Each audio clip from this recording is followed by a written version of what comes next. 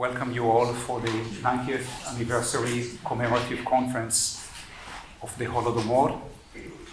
It's been 9 decades since this calamity, this atrocity of the Great Famine in Ukraine, but it's been only 3 or 4 decades that we are into the normalization of studies of this catastrophe. I am not a scholar of the Holodomor, but I will just bring one anecdote from my own research on the KGB, that coming across a stunning collection of documents from 1987 to 1990 of instructions to KGB officers in Ukraine and outside of Ukraine, how to fight the provocative rumors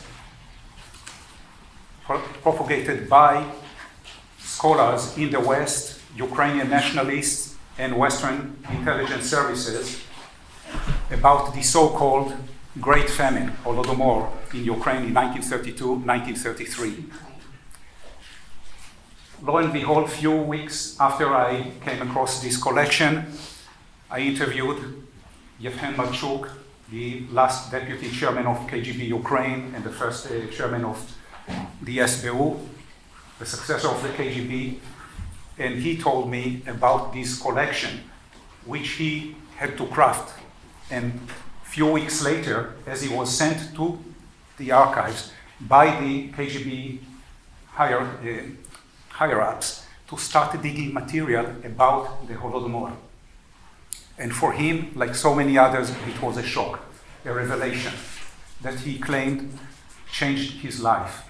How can we do 2 things at the same time? Denying the existence, the historicity of this calamity on the one hand, and digging up material for all these investigative commissions that came to existence during Glasnost Perestroika in the late 1980s, early 1990s. And for him, as he said, this was a life-changing moment that propelled him to a different track in his political career. We are now, with the help of the archives and the changing of atmosphere, cultural, political atmosphere, we are able to study the Holodomor, to normalize the investigation, to put it in context within Stalinist history and comparative histories of other atrocities and crimes against humanity. We're able to cross-examine sources.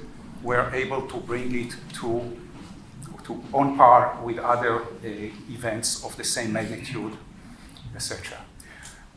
So on behalf of all of us, welcome distinguished panelists today that we hope to explore some of these issues of the social history, the politics, and the comparative aspects of the Holodomor. And I'll move it now to Jovana, Associate Director of the Center, to start the panel. So welcome everyone. I don't have much to add other than the fact that in the interest of time and hearing as much as we can from our speakers, we are not going to do formal introductions beyond simply stating who is on the panel. And on this panel, in the order in which they will be speaking, is Olga Bertelsen, Victoria Malko, and Bohdan Klid. Their biographies are in the program that you have, and so we don't want to delay and ask you to present. Thank you.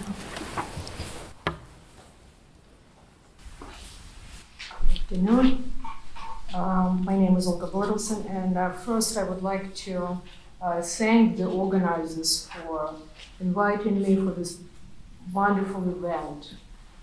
It's a pleasure and it's an honor to be part of it. Despite this tragic topic, I'm very pleased to see so many familiar faces and unfamiliar faces, and I'm glad you came to join us and to hear what we have to say, I would like to share my research with you, and I hope that you will find it interesting. And I will be discussing today the social history of the Holodomor, and more specifically the medical and ethnic aspects of the famine genocide.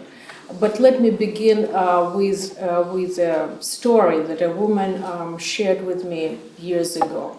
She survived the Holodomor in the Kharkiv Oblast, but she told me that every day, every single day, she had to make choices. And every choice presented a moral dilemma for her. Beyond the overwhelming feeling of hunger, she ceased to understand what it meant to be human, what it meant to feel human. She became a cannibal. This confession was difficult for her. The notions of responsibility and guilt, of right and wrong, became vague and obscure to her, what she told me. And she survived the experience, but she was deeply wounded, that she was simply frightened after 1933 to return to normal life. Moreover, she was filled with this sort of feeling of moral indignation against the false values and repellent moral codes of society that made her suffer and let her relatives die like animals. There is a profound disagreement among historians, among scholars, about moral issues. Should we discuss these moral issues or make them a centerpiece of our research? Should we dance around and analyze human behavior without keeping in mind some kind of moral point of departure? How to preserve a degree of humility in order not to fall into the abyss of moralizing. In my view, morality and moral values should be at the core of any scientific inquiry. Then it is an implicit invitation to readers, to your listeners, to you, to make a choice and to face the reality, the truth perhaps, of historical events grounded in realities of human nature. What is valuable in any final analysis is our commitment to better understanding of humankind and ultimately ourselves. One might argue that the Holodomor is one of the most researched topics in Ukrainian history. Some scholars believe that this topic is sterile because everything has been said. And nothing new can be added or contributed by scholars. I believe a comprehensive history, social history of the Holodomor has not been written yet, and we still know very little about those people who died in 1932-33 or survived those years. Similarly, we know little about those who ate well during those years, torturing others. Who were they? What did the famine do to them?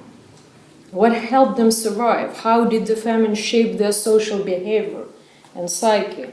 How did they raise their children? And this is just one of those very important questions that I research. Born to healthy or unhealthy parents, but those who survived the Holodomor or the genocide. And I believe finding the answers to this questions is crucial.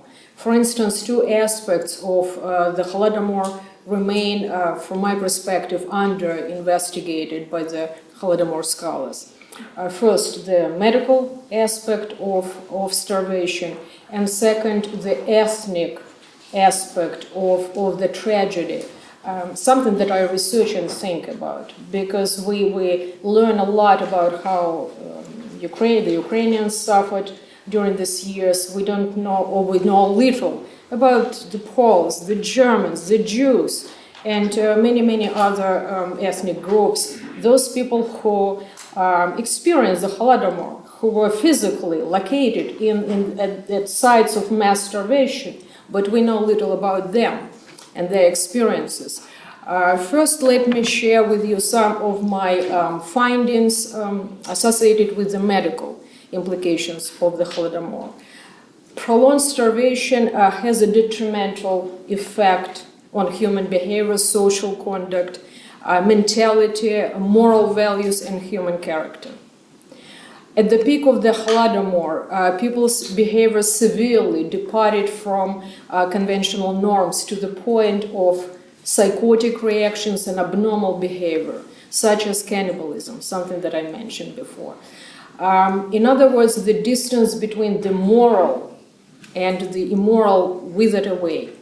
The voices of people recovered from documents that I discovered in the Kharkiv and Kiev archives confirm Abraham Maslow's theory about the hierarchy of human needs. Food, a top priority, and a vital human need that defines human behavior. Powerfully reinforced immorality and fear during periods of deprivation. People's testimonies and police records allow us to capture some of their individual experiences and their responses to the famine and their assessment of their own crimes. And this is rare, actually, and I was absolutely shocked reading these documents. They suggest that in acquiring skills of survival, the majority surrendered their moral principles and moral societal norms. The multiple accounts of those who were exposed to extreme starvation have demonstrated that their antisocial behavior was provoked not by the absence of food per se, but more so by the uncertainty to acquire food at any time. I mean, tomorrow, a month ahead, or perhaps in a week. So, I mean, this particular feeling of uncertainty, I believe, was detrimental to people, and that's what they were saying after surviving the tragedy. And this sort of erased the last glimpse of conscience and morality in them. And that's what the survivors of the Holodomor told me. Archival documents, including militia protocols from 1932-33 in the Kharkiv Oblast, the area that was heavily affected by the Holodomor, demonstrate that antisocial behavior, sadism, and murder became part of the social landscape at sites of mass starvation. The ties within the families were weakened or broken. Altruism, humanism, and self-sacrifice, an intrinsically human phenomenon in calamity-free societies, evaporated and were replaced by extreme egocentrism and animalistic behavior, if you will. A pathological greed for food and for possessions that could be exchanged for food developed at the peak of the famine. Moral corruption and intellectual deterioration were exacerbated by the virtual absence of, I would say, cultural artifacts. I mean, objects that people produced, cultural objects, icons, embroidery, wooden crafts, etc. And they were exchanged for food or expropriated. And in this culturally empty environment, people's eyes could no longer sort of enjoy a product of aesthetic value and beauty. Food was the priority. And cannibalism became a widespread and inseparable part of human experience. Demoralized and drenched individuals could no longer decipher the shades of disgust or repulsion. With time, consuming human flesh became sort of a casual affair for many individuals, at least for those who spoke with me, those who were near death. And they felt no pangs of conscience for the ambushing, killing, and eating of passers-by.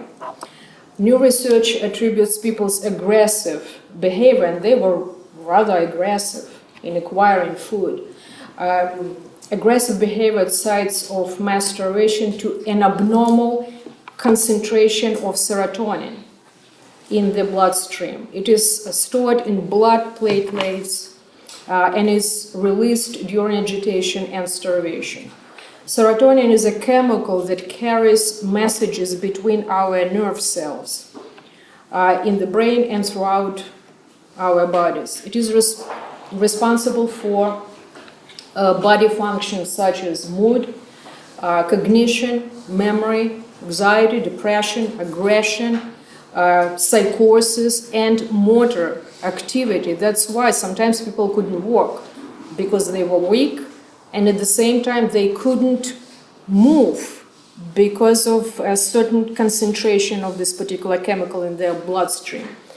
Interestingly, serotonin is able to produce different responses in different individuals. According to new research, it inhibits the fleeing reaction in subordinates, but enhances this reaction in socially dominant or isolated individuals. Serotonin controls much of our smooth muscles, and guess where they are?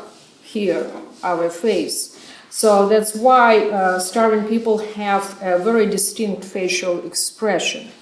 So we have sort of a very small number of photos from this particular period of time, and you remember those frozen suffering masks instead of faces. Starving people exhibit also cognitive symptoms of schizophrenia, such as disorganized and slow thinking, difficulty understanding, poor concentration and memory, difficulty expressing and integrating thoughts, feelings, and behavior. The most recent research demonstrated that there are clear links between the starving and malnourished mothers and their babies, who are twice as likely to develop schizophrenia. In other words, famine during pregnancy doubles the risk of mental illness. Most agree schizophrenia is likely to have both genetic and environmental triggers. Researchers first observed a link between schizophrenia and hunger when investigating the Dutch hunger winter of 1944-45, when the Nazis blocked food supplies to much of the Netherlands. According to a 1992 study, 25 people in this particular sample that was studied were diagnosed with schizophrenia. Most recently, researchers also collected data from the local psychiatric hospital located in the area in China. And this is, Dasha, your topic, China today, that was hit by the famine the most. The Anhui province from the period between 1959 and 1961, when Mao's great leap forward plunged the country into famine. And this data showed the elevated number of individuals that they are diagnosed with schizophrenia. According to Ezra Sasser, a psychiatrist at Columbia University, also the link between starvation and schizophrenia is clear. The mechanisms of its development are poorly understood. There is a hypothesis today, but it's only a hypothesis that a lack of folic acid and other vitamins in a starving body can cause schizophrenia and other mental illnesses. Why do we need to know that? Why is it important? The medical aspect of famines, I believe, has predictive value. James Mace was writing about Ukraine as a post-genocidal society, and specific trauma and genocide-related behavioral traits. As most recent research has demonstrated, this notion is also, I believe, grounded in medical implications of famines, organic and possibly genetic changes in people's starving bodies that in turn influence their offspring in a variety of ways, something that we have to study. Not because it's interesting, but because it's important. Another under-investigated aspect of the Holodomor is its ethnic composition, dimension, I would say. Very few examine the experiences, as I mentioned, of Jews, of Poles, of Germans, of ethnic groups other than Ukrainians during the Holodomor, those who happened to reside in Ukraine in 1932-33. My research focused on Poles who lived in Slobozhanщина, more specifically in the Valky region, actually district in English, or rayon, a place near Kharkiv that was devastated by the famine. The history of Poles who lived there during the Holodomor is quite tragic. We have to remember that the abolishment of serfdom and the developments in agriculture in the, I would say, 1870s encouraged Polish peasants to emigrate from central Poland to settlements in Volhynia and Polisia. And from where they gradually, if you remember the map, migrated to Ukraine's left bank. By the beginning of the 20th century, Polish farmers populated Slobozhanщina or Slobozhan, while Kharkiv, a large an industrial center, incorporated approximately 6,000 Poles who found jobs as professionals and craftsmen. Nearly 400,000 Poles in Ukraine were residents of villages. A small part of whom, approximately, according to my calculations, 14% lived in Ukraine's left bank. I had an opportunity to study archival documents of this Valky district. By the 1st of January 1932, its population constituted approximately 124,000 people. Among them were approximately 750 ethnic Poles. Most spoke Ukrainian, some were bilingual, and the language they spoke, Ukrainian or Polish or both, shaped the attitudes of the local authorities toward them. They were perceived as nationalists, which is typical. In November 1932, the authorities defined the Valky district as one of the most important bread procurement districts. As a result, it endured excessive grain requisitions, unbearable taxation, and state violence. By late 1932, the state had collectivized approximately 62% of households in Valky, and the authorities reported on extreme starvation and swelling among the Valky residents, farmers, in early 1932.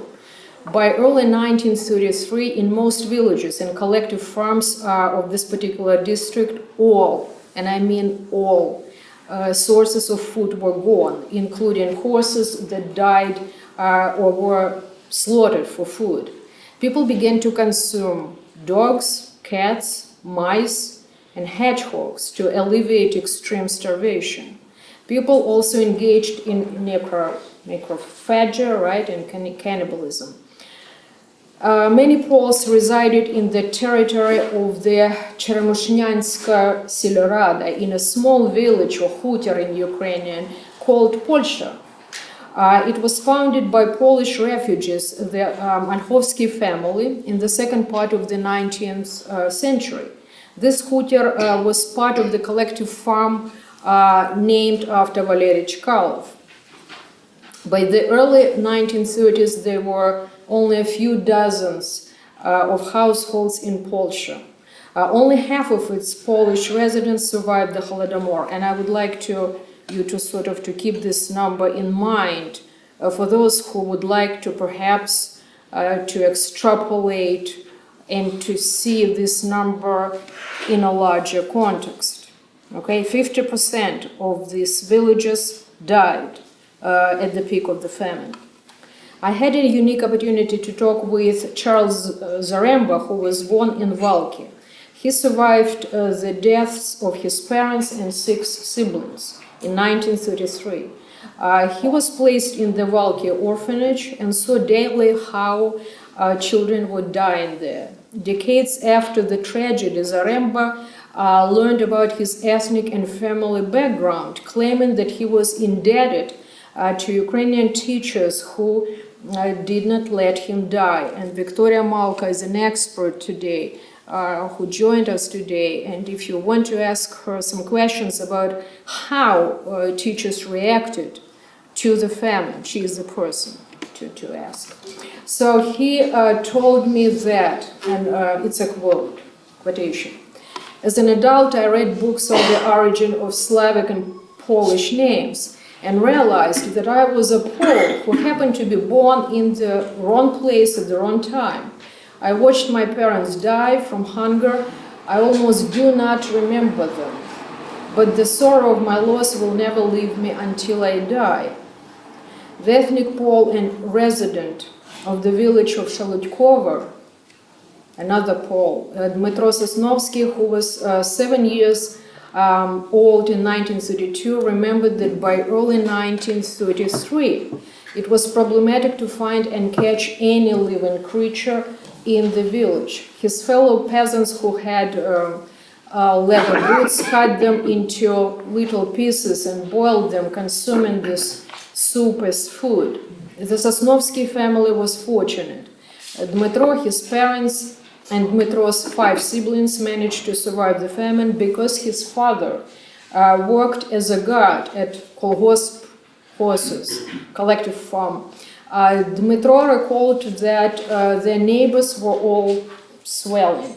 They were eating salt and drank water. Nothing else was available. His father, however, often brought home some horse staples from the farm. In addition, as a guard, he had a rifle. And you remember that during this time, all firearms were expropriated. The farmers didn't have any guns. So his family was fortunate, and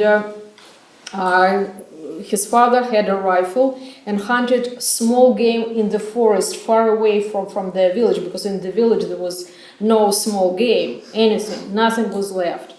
For many others, this was clearly an impossible opportunity.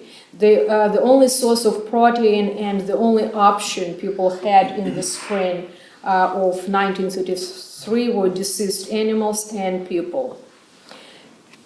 In the ascending order of horror, people hunted other people for food. Dmytro Sosnovsky's friends Toля and Gryts were murdered by their mother, who lost her mind from starvation. She cut them into pieces and pickled their parts in a barrel. The militia arrested her but let her go home. She died within a week. By July 27, 1933, the Kharkiv district Oblast court heard 300 cases associated with homicide and cannibalism. According to Viktor Moiseyev, who is a Kharkiv researcher who studied the records of the Kharkiv Oblast Forensic Archive, within 3 spring months of 1933, forensic experts established 2,500 cases of cannibalism. The Valky district that I mentioned earlier had its own share of cannibals. During the first part of 1933, approximately 2,000 cases of cannibalism were registered there by the authorities. Moreover, in Valkyvshchina, people continued, I'm finished soon, people continued to suffer from extreme starvation until late autumn of 1933. As an ethnic Pole who survived the Holodomor in Valkyvshchina and who wished to remain anonymous has stated, by early 1933, our family had nothing to eat. I was 9 and I was hardly alive. I discovered the corpse of an emaciated man in the outskirts of our village. I returned to the place with a knife and salt, cut several pieces of the body and ate his flesh. I dug a hole and hid him. covering him with plenty of salt and dirt. I began to secretly return to the place, dug him out, and ate his flesh. I got sick each time, but I kept returning to my secret place every other day, dug my corpse out, cut a piece, and hid him again under the dirt. I had salt, used it all. Maybe this saved me. When I asked him about the stench or any of it, he answered, no stench, not really, I wouldn't say. It says something about his mental state. Tragically, those who suffered from extreme starvation and its complications could not get any medical assistance because only 11 villages of more than 300 in Valky had hospitals or clinics. As usually happens at sites of mass starvation, by November 1932, epidemics and infectious diseases erupted in Valka, you name it, typhus, diphtheria, and so on and so forth. In conclusion, I believe whatever I shared with you, this is only a glimpse into people's experiences. They struggle to find an alternative to death, a means of survival, a solution which often fell into the space of immoral and antisocial behavior. In the absence of hope and quickly approaching death, people found themselves in the raging sea of irrationality, pathology, and impossible choices. For millions, their attempts to survive were merely a struggle with a lethal ending. Listening to people's accounts about how they perceived their own personal experiences and moral dilemmas during the Holodomor helped me personally perhaps better understand the conflicted nature of a starving individual, the deformed lives and moral dilemmas of people of various backgrounds, but predominantly Ukrainians, of course, who resided in Ukraine in 1932-33, and more broadly, the disrupted life of a nation under the constant threat of death, a nation that still struggles to survive mass murder by the Russians. Sorting through these dilemmas invites us, and first of all, I think Ukrainians, to crave a fresh and victorious start and psychological rebirth, if you will, a start that will reinforce their national pride, consciousness, and, I believe, identity. Thank you so much.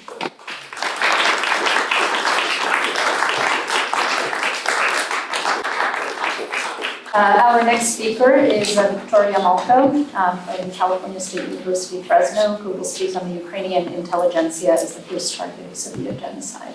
Good afternoon, and thank you to the director of the Kreis Center and personally to Professor Norman Naimark, who served as a discussant at the conference in Chicago last year where this topic was presented, and Olga Bertelsen was our panel chair for organizing and giving the opportunity to present this topic to you. And thanks to Dr. Olga Popel, the chair of the Southern California Holodomor Genocide Committee, who has initiated this effort. She put enormous amount of effort to organize it, and she's organizing a commemorative conference in Los Angeles in November 12th of this year. And she's with us in the audience. And I understand for some of you, for students and faculty in this conference room, and perhaps in the Zoom audience, this topic might be more or less familiar. To others, it might be an entirely new topic. And the panel that was presented in Chicago, it was an interdisciplinary approaches to the Holodomor's genocide. And I believe that was the first time that the topic of the Holodomor was presented not as a famine or the famine, but as a genocide. The extermination of the Ukrainian national group as such, the destruction of Ukraine's language, history and culture. And that is the topic of my book that you see on the cover of this presentation. We will put the Ukrainian intelligentsia on its knees. This is our task, and it will be carried out. Those whom we do not, we will shoot. This is how the GPU investigator formulated Moscow's intent in the 1930s. We'll kill as many as we have to, 1 million, 5 million, or exterminate all of you. These are the words of Russian proxy official in the so-called DNR, Donetsk People's Republic, Pavel Gubarev, in a video posted in October 2022, 90 years after the Holodomor. The current Russian war of aggression against Ukraine is the consequence of the Holodomor denial, rehabilitation of Stalinism, and revision of the past. Raphael Lemkin, the author of the UN Genocide Convention of 1948, in his speech in 1953, described it as a case of genocide, of destruction, not of individuals only, but a culture and a nation. He further reiterated that it was the classic example of Soviet genocide, its longest and broadest experiment in Russification, the destruction of the Ukrainian nation. And as Lemkin understood, by observing the Armenian genocide and losing almost all of his family in the Holocaust, the assault started with attacks on the intellectual and cultural leaders, the brain of the nation.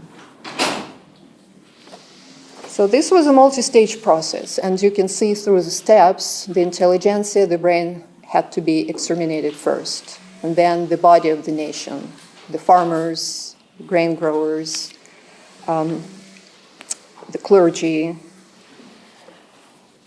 And so this was a multi-stage process. It started in the 1920s, and due to internal and external reasons, it culminated in the extermination by starvation in 1932-33, the ultimate stage of genocide. The internal reasons. Number one, it's one-party system.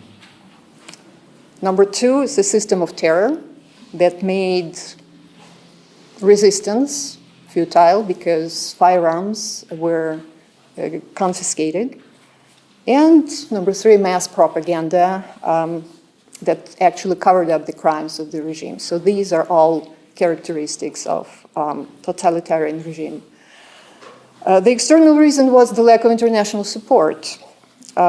Ukraine was not a member of the League of Nations at the time, and so this made the stateless Ukraine vulnerable to genocidal violence.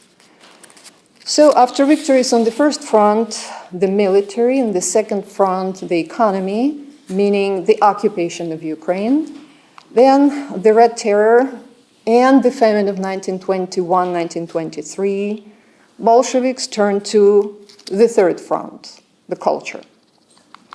The subversion of the intellectual elite started with purges of the quote-unquote old pre-revolution intelligentsia, lowering their living standards, then bribing them with wood during the winter, food rations for their dependents on the condition that they pass political loyalty tests. The means of subversion were hybrid, lethal and non-lethal. So, killing members of the group. Here are the examples. All commissars of people's education in Ukraine, non-communist and communist, all of them were killed. Ivan Stashenko in 1918 by the Bolsheviks, Petro Holodny in 1930. He was a professor at Polytechnic Institute. He was also a painter, an artist. He traveled to Paris to conduct research for making a mosaic of Petliura's assassination in Paris. As soon as he returned in 1930, he died under suspicious circumstances. And Mykola Vasilenko, 1935, professor of the Ukrainian Academy of Sciences, released from his post, stripped of his academic credentials, and obviously without means to survive. He died in 1935. Old Bolshevik Mykola Skripnik committed suicide in 1933. Grigory Hrenko, these are all commissars of people's education. Volodymyr Zatonsky, you see 1938, they were both killed during the Great Terror. And Alexander Shumsky was poisoned on Stalin's orders on the way to Ukraine after serving a decade in concentration camps. Yuri Lavrenenko, a literary critic, in his testimony before the US Congress stated that 80% of the Ukrainian intelligentsia perished as a result of the Holodomor. Of approximately 240 writers and poets in Ukraine, about 200 were liquidated. Volodymyr Nikolsky, using statistical reports compiled by the GPU, confirmed that during the Holodomor, the largest number of arrests were among the intelligentsia. And you see there are gaps because apparently data were either destroyed or not collected. One-third, intelligentsia comprised one-third of all the social groups. 80% of them were Ukrainian. And Poles were the second, and Germans were the third. So these were the top three groups targeted the most.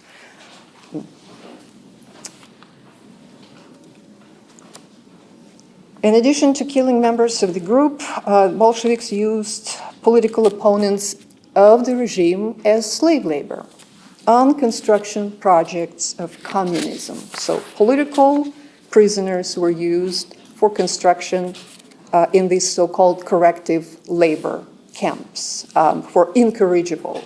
And the first residents of these camps were Ukrainian clergy, academicians, writers, artists, theater directors, teachers, students. And all they were cutting timber in the brutal Arctic weather conditions and constant physical and psychological torture from the Russian prison guards. By 1929, the number of camps tripled. The prisoner ranks swelled with every special operation against counter-revolutionaries, against saboteurs, against socially dangerous elements. These were the three top articles of conviction in the 1930s. So Ukrainians supplied the economic power behind Soviet industrialization. The designer of this system of concentration camps was none other as Felix Dzerzhinsky. Lenin appointed Dzerzhinsky as head of the economic development of the USSR, in addition to his role as the chief of Cheka. So he actually had two heads. And it was his ingenious idea to settle the devoid of intelligentsia places in the Russian wilderness with intelligentsia to explore and develop Russia's rich mineral resources. And these camps were never liberated by the Allies.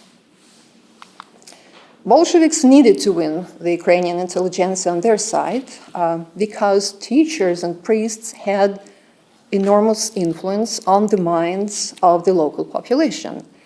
So therefore, when the Bolsheviks were planning their third and final assault to retake Ukraine in 1919, Lenin, in his thesis on the Russian Communist Party's policy toward Ukraine, singled out the All-Ukrainian Teachers Union, Spilka, he even spelled it as such in Ukrainian, for surveillance with subsequent annihilation and disintegration.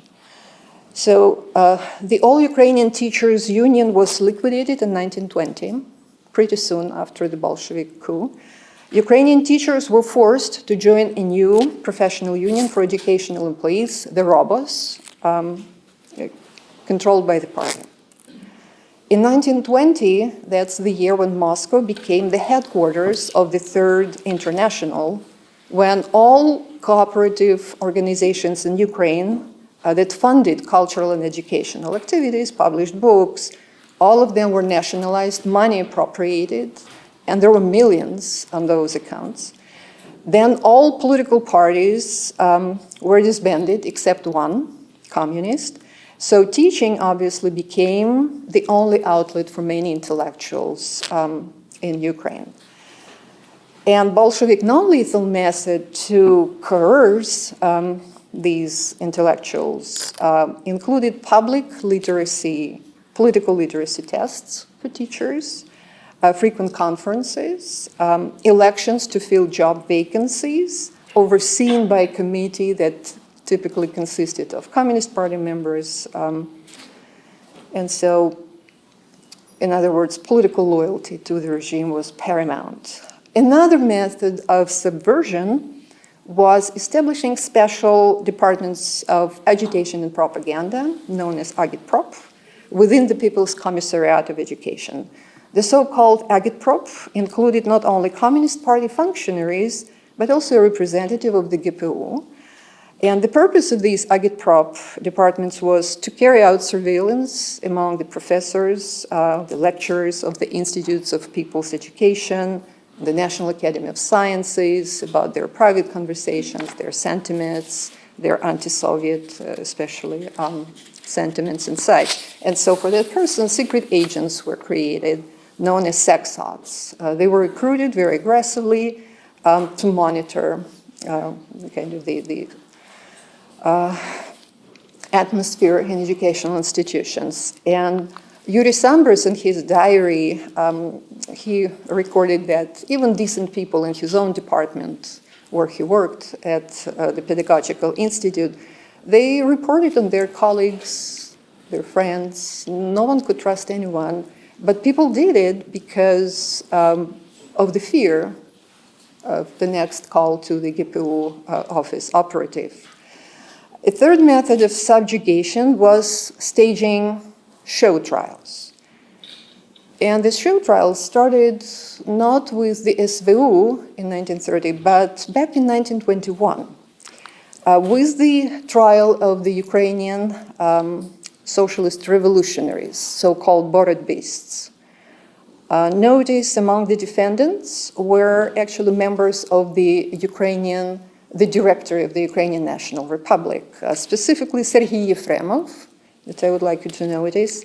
You will hear his name later, and Simon Petlura.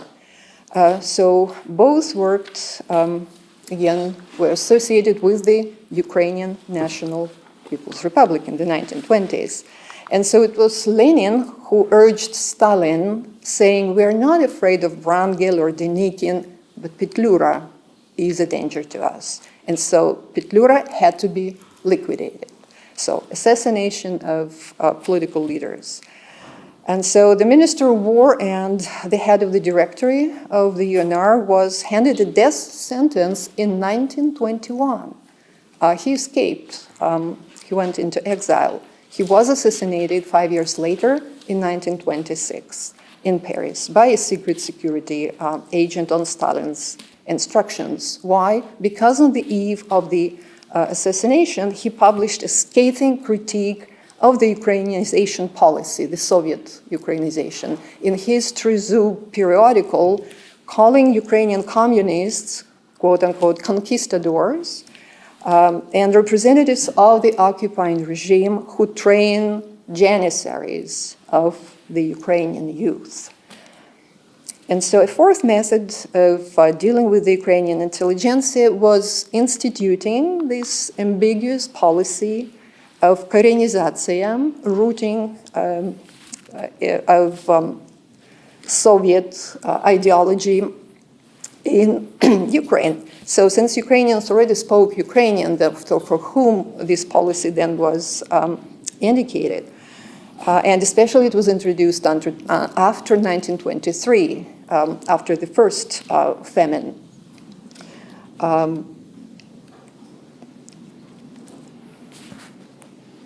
And so Lazar Kaganovich, Stalin's most reliable troubleshooter, was dispatched to Ukraine.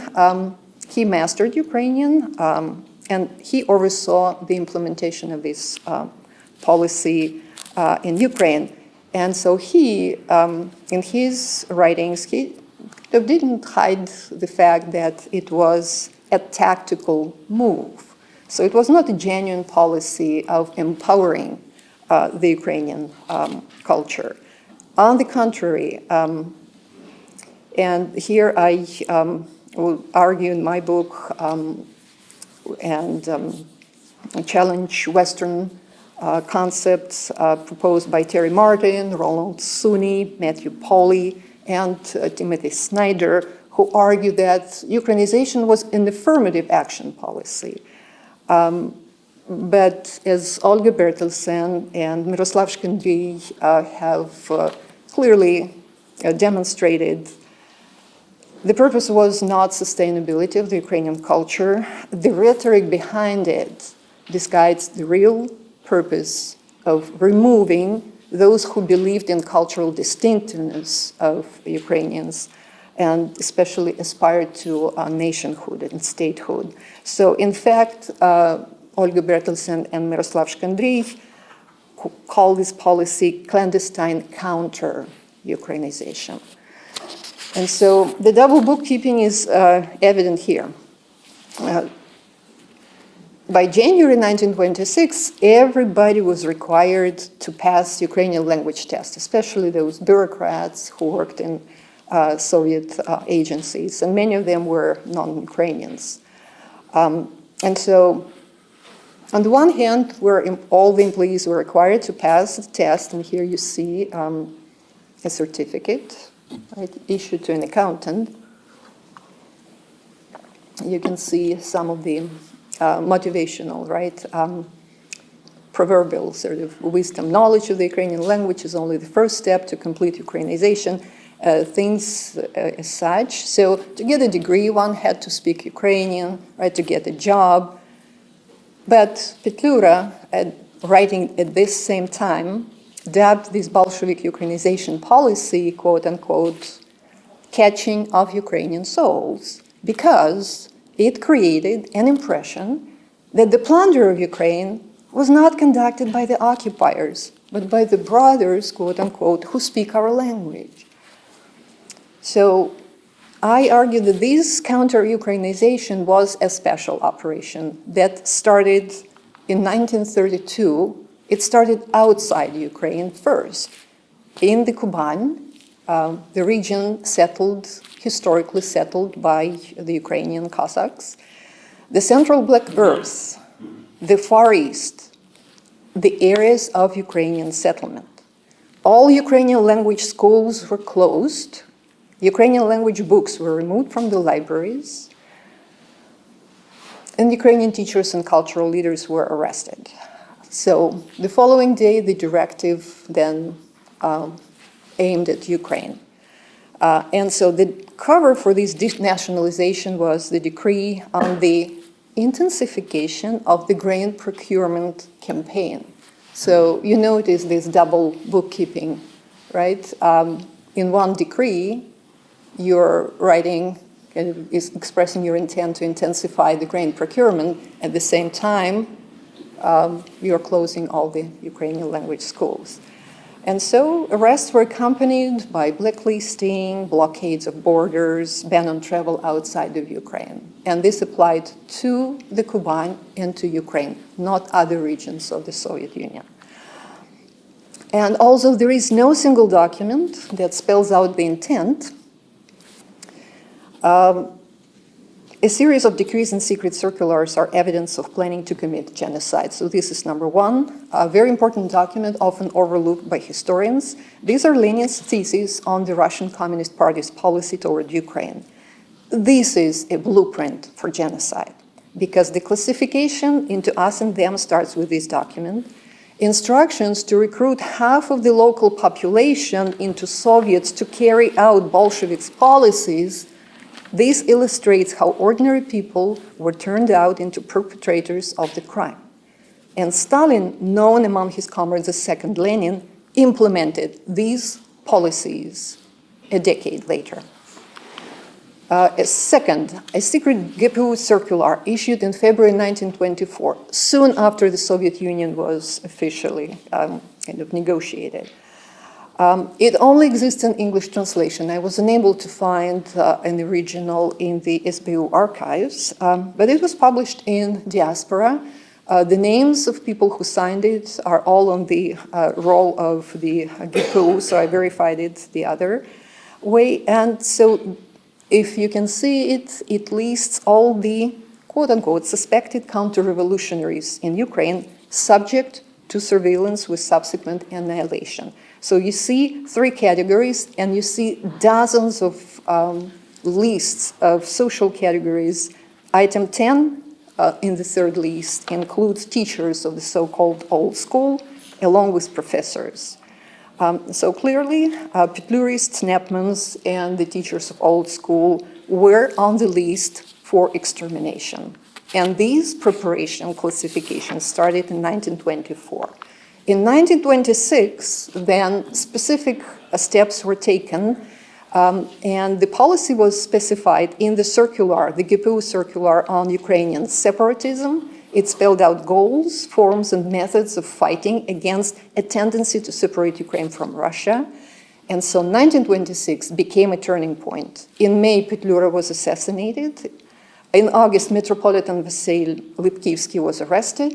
In October, 5 months after Petlura's assassination, a propaganda film was released under the acronym PKP, Pilsudski bought Petlura, aiming to denounce the Ukrainian national leader as a traitor and Pilsudski's agent. And so the NEP, which revived production after the war communism tactics of grain requisition, were suspended, terminated in 1928, and that is the year that, as Olga Bertelsen indicated in one of her numerous articles, but one specifically, that in 1928, the policy of secrecy, politika zamolčovanja, was officially introduced with all these levels of secrecy in preparation, again, for conducting a special operation to exterminate Ukrainians as such. And so here is another example. This is the SVU trial. That is when the Ukrainian intelligentsia was specifically targeted. It was conducted right at the time when in the villages were a number of uprisings against the Soviet policy of collectivization. So when talking about collectivization, we should always keep in mind the double booking policy of the Bolsheviks. So the SVU trial ran in parallel, and the intelligentsia were blamed for organizing those uprisings against collectivization. So here you can see the number of uprisings, specifically 1930. That is the year when the trial started. And so at some point, even more than 1 million participants all over Ukraine, and 4,000 uprisings took up whatever implements they could find, because again, there were no firearms of any kind. 30,000 individuals, innocent people, were arrested in waves of arrests in Kyiv, Kharkiv, Odessa, major cities, on suspicion of overthrowing the Soviet government. And so 45 of these defendants were put on trial, and here you can see there were 2 women among them, 1 teacher, 1 writer.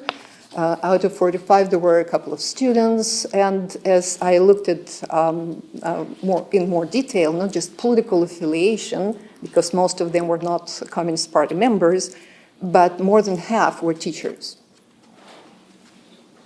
Just teachers of the Ukrainian language and literature.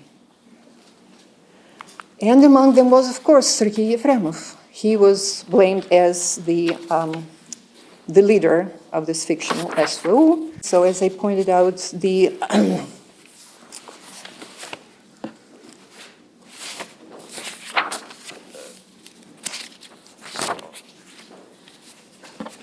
all the Skripnik's deputies, I mentioned Skripnik, he was the commissar of education, so his entire staff, about 200 people, were repressed. Most of them were from Western Ukraine, actually, as socially dangerous animals. And although he opposed the Ukrainization, he was a critic, but his name was permanently tied to the Ukrainization, and he essentially was blamed for moving the Ukrainian language too far away from the Russian. And so the trial of the 1930s and the end of Ukrainization in 1932-33, the death eventually, the return to Ukraine in a casket of one of the leaders of the Ukrainian National Republic, Hrushevsky, in 1934, all of that meant the devastation that the Holodomor wreaked on the Ukrainian nation. So the aftermath, the Ukrainian school system collapsed. Here you can see the number of schools before the revolution, and then the 20 years period, right? I just selected years to illustrate the number of schools, teachers, and students during the 20 years of Soviet power in Ukraine resulted in substantial losses. So over 20 years, no growth, right?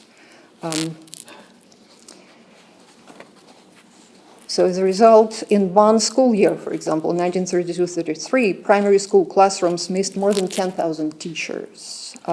So 1/3 of teachers eventually perished. In some schools, there were no students or teachers. So the educational cultural traditions were disrupted. Ukraine lost many of its noted teachers, educational theorists. The Ukrainian intelligentsia became inert, intimidated by terror, unable to tell the truth about the Holodomor. Teachers who collaborated with the GPU indoctrinated Ukrainian children into communist ideology in Russian, like Anton Makarenko, for example. There was even an order named after him, awarded until 1964. Children were brought up in obedience to authority into one ideology as cogs in the system without mental capacity for any critical thinking. The Ukrainian language was replaced by Russian as the language of education, science, and history writing. The Academy of Sciences, established in 1918, was dissolved in 1929. And the Ukrainian history was stripped of national content. In a series of decrees in 1931, 32, 33, which listed history among the subjects required to be taught, and the history textbook had to be taught. But soon after the Holodomor, the new theory was introduced into these textbooks. And what, before the Holodomor, was considered the official interpretation of Russian history, that Tsarist Russia had been an empire which oppressed its colonies. So a new ideology was introduced, rehabilitating Russian imperial history, Tsars and all. Philologist Panteleimon Kovalev, Professor Hrushevsky's account of Rus, so he argues that Hrushevsky's account of Rus, which separated the history of the Kievan Rus from the history of the Russian people, it was accepted in Russia for 15 years, even by Russian historians themselves, for example, Pokrovsky.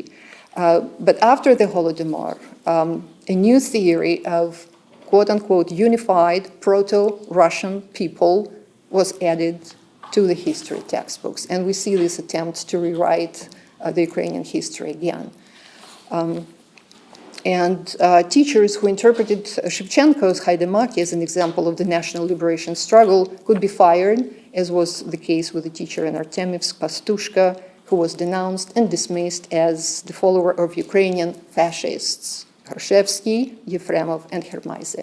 And here I quote from the actual documents from the archives. And we know that all these three Ukrainian quote-unquote fascists, and that is 1934. And we hear the similar language phraseology used nowadays. So, as long as the genocide goes unpunished, unacknowledged, the risk of escalation of violence remains. Thank you. This panel is Bohdan Klid from the Holodomor Research and Education Consortium, the Canadian Institute of Ukrainian Studies at the University of Alberta. Thank you very much. I'd like to begin by thanking the organizers and especially the invitation to speak here from Professor Norman Naimark. Thank you all for coming. I'd like to begin by framing my presentation. The famine of 1932-33 in Ukraine, the Holodomor, began roughly in late 1933. In late 1931 and lasted through the summer of 1933. For much of the presentation, I'll be speaking about migrations or long-distance journeys of Ukrainian peasants to obtain food that took place during the first phase of the famine, from early 1932 to summer 1932.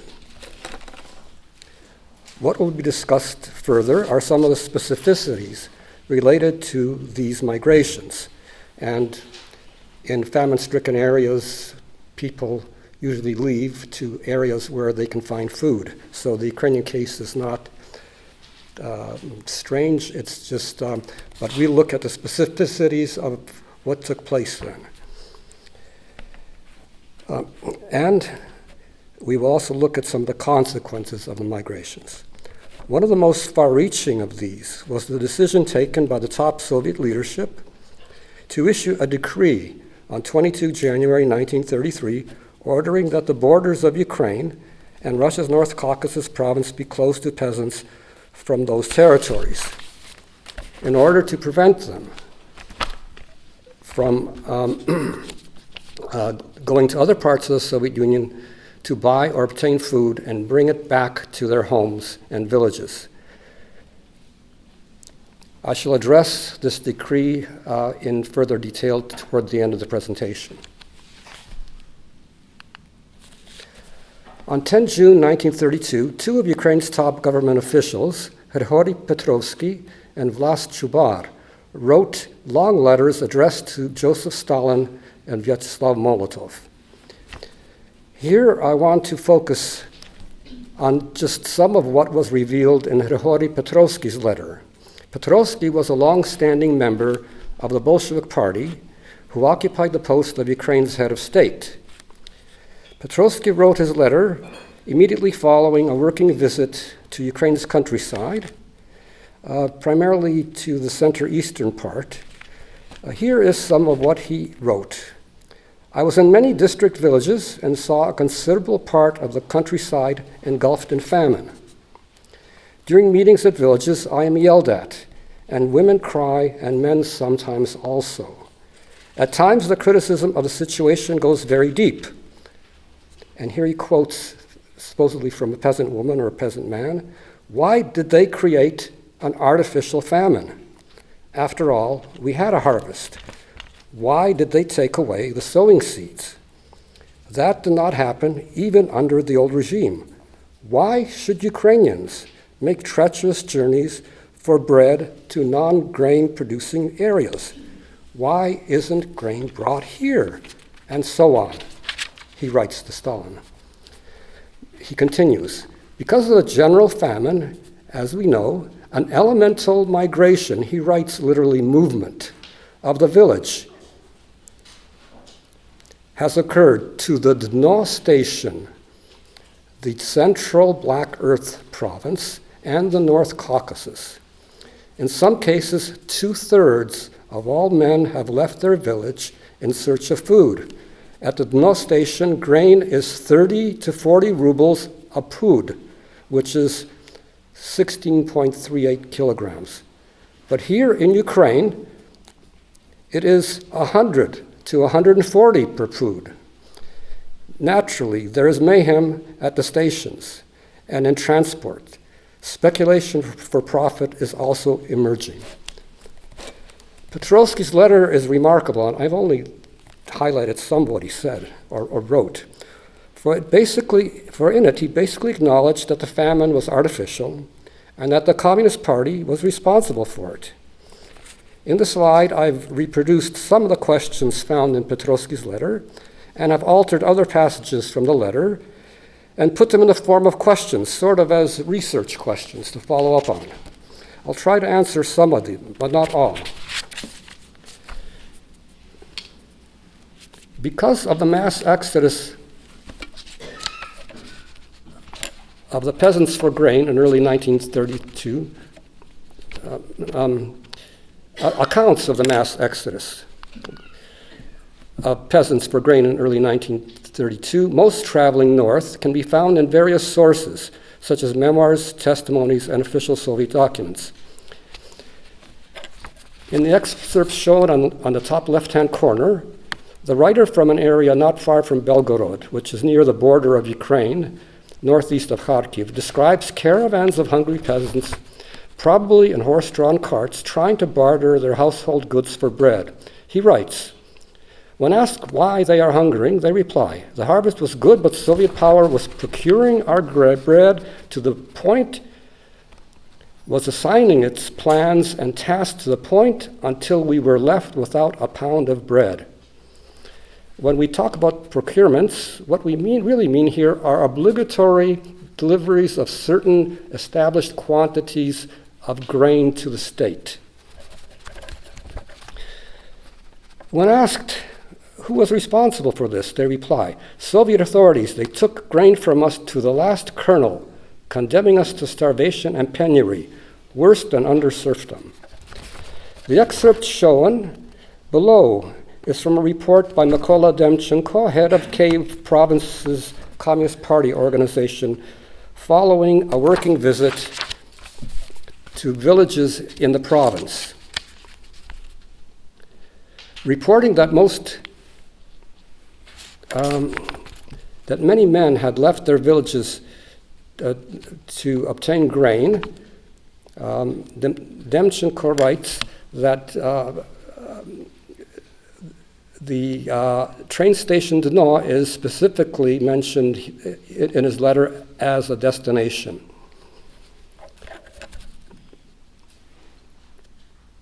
Demchenko also describes scenes of famine in the areas that he visited. In another example, in the top right, the USSR's Deputy Minister of Agriculture, Grinevich, reported to his superior that more than 25% of the people in a central Ukrainian district left their homes and farms. He does not give an explanation as to why they left or where they went to. In the excerpt from the letter below, 3 Belarusian workers emphasize that large numbers of migrants, millions they claim, were blocking roads and railways in Belarus, making travel impossible. They pose a rhetorical question. When did Belarus ever have to feed Ukraine? There were worse years, but Ukraine fed Belarus, and now it's the reverse. In January 1933, the Vice Consul of Italy reported to the Minister of Foreign Affairs that steamships going 3 times per week between Odessa, the port city in southern Ukraine, and Batumi, a port in today's Georgia, regularly carried 1,000 to 2,000 peasants who were transporting grain, either for their families or for resale. The mass travel by rail of Ukrainian peasants was noted by Dr. Andrew Cairns, director of the grain department of the Empire Marketing Board in London. In parts of the account of his trip from Moscow through Ukraine and the Crimea and North Caucasus from 15 June to 30 July of 1932, he described what he had seen. Cairns noted the congested train stations in Ukraine.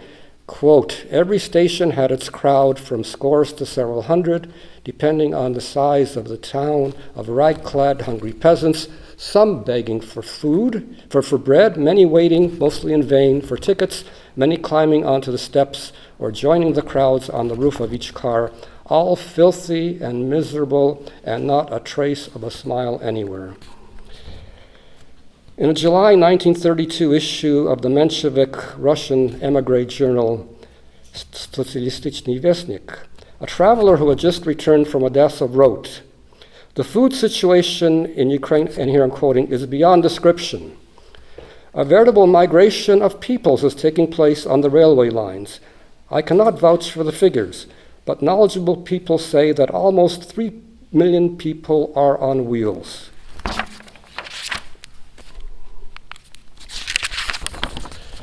The masses of hungry people dressed in rags and the filthy, overcrowded conditions at train stations were noticed by other foreigners who traveled to Ukraine in 1932.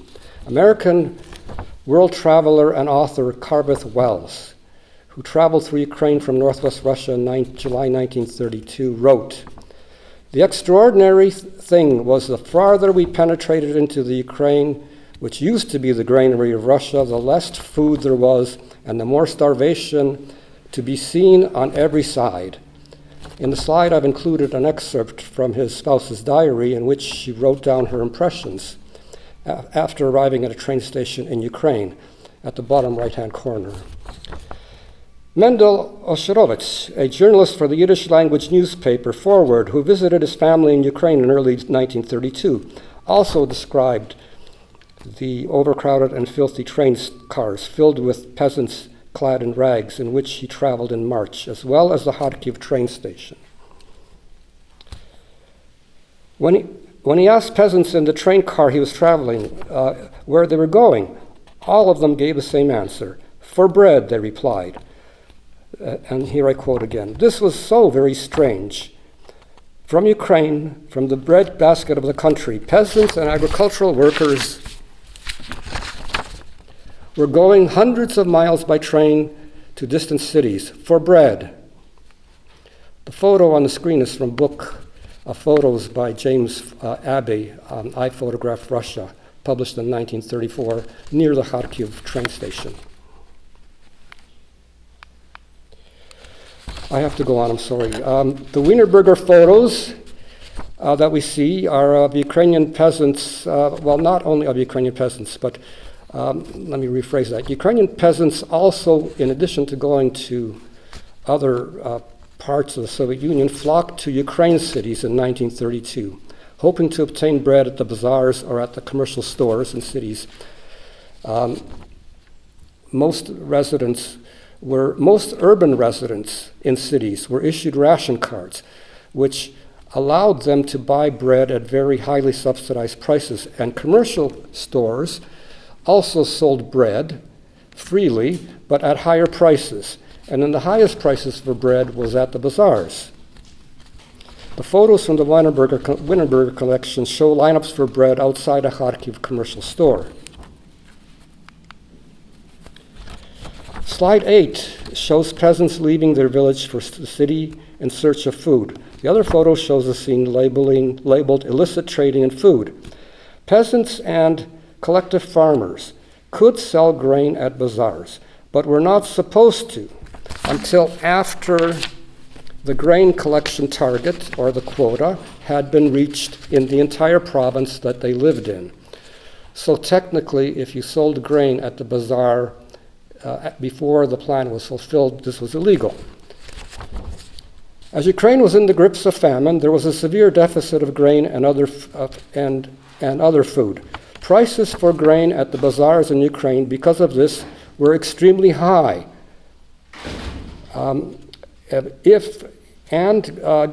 Grain may not have been available for sale at all, even at very high prices. Petrovsky, in his letter to Stalin and Molotov, gave the figures that were in the earlier slide, indicating the extraordinary high prices of grain in Ukraine compared to grain selling at the train station Dno, located in northwest Russia. And here are just some showing prices that are derived from the study of Davies and Wheatcroft. They provide a table at the back of their book. This is a simplified table. Here it shows prices for rye flour sold at bazaars in 9 USSR cities from December 1931 to September 32. 2 of the cities are in Ukraine, Kyiv and Dnipropetrovsk, and bazaar prices recorded there are shown in red. The other cities are in Russia, located in various regions. In the table, there's only one bazaar price for rye flour given in Moscow, which is 3.4 rubles per kilo in June 1932. Elena Osokina, however, in her study on food rationing and distribution, does give an average bazaar price of 2 rubles for a kilogram of rye bread in Moscow in 1932. The more desirable wheat bread was 2.5 rubles. I've collected data on prices for flour, grain, and baked bread that was recorded in Ukraine and in Russia from various sources. I don't have time to go into that right now, but I have that data, and I need to go on further. But they all show the higher prices in Ukraine.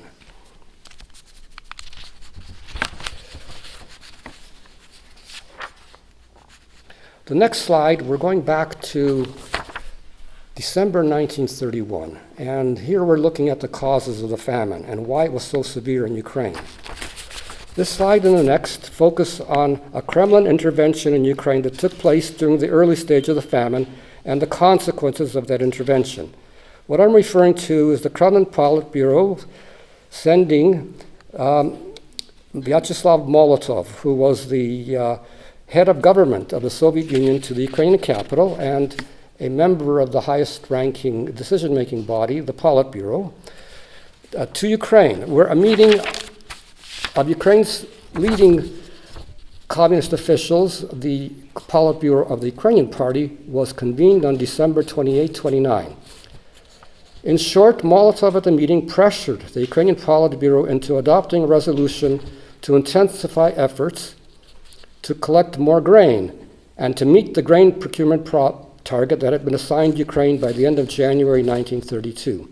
Molotov at the meeting rejected arguments made by Ukrainian officials that the 1931 harvest had been poor. In the resolution, Ukrainian officials at the local level were blamed for their failure to meet the target.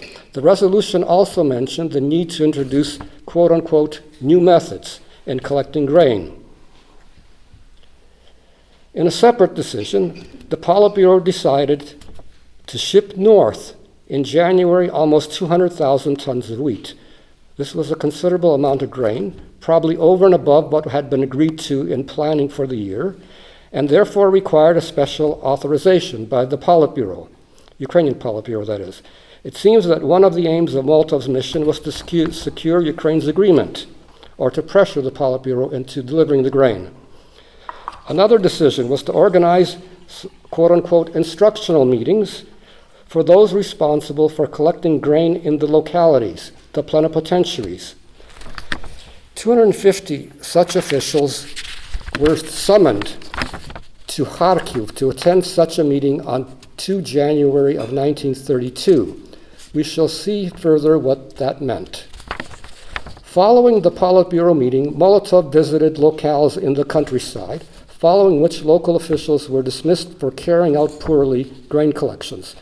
Dismissals that were made to browbeat or frighten the local officials into obeying the party's directives to secure more grain, regardless of the consequences.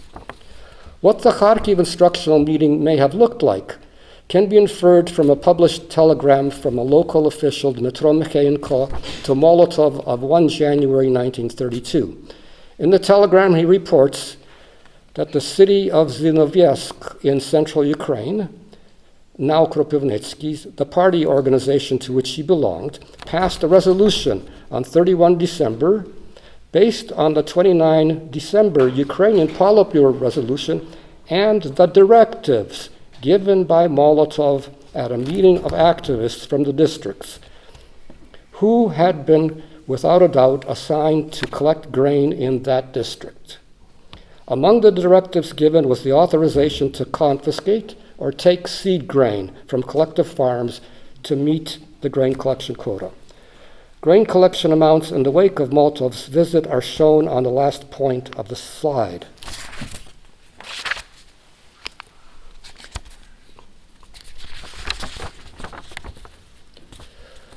Here I want to give a lesson in historiography. In this slide, I show two very different point of views of Molotov's mission in historical literature.